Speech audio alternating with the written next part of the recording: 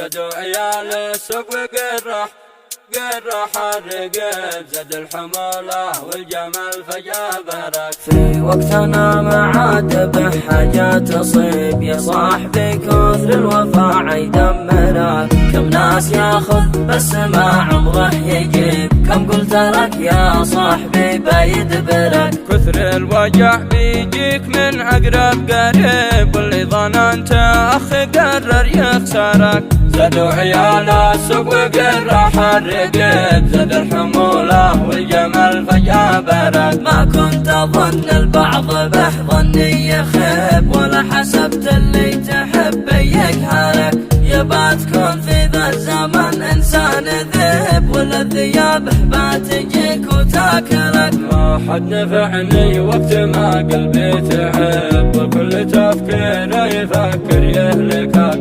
وذاك يكذب من وراك كل يوم يعيب، وصرفته منك وقوته يسألك. هذا يحاول من قفا ظهرك يعيب، وذاك همه كيف ممكن يكسرك. يا كم تشب النار في صدري لهب، رغم ان ما هو كان لازم نخبرك. تخيل انك تصنع عرش شامل بصيب، وفي النهاية ترتمي من معبرك.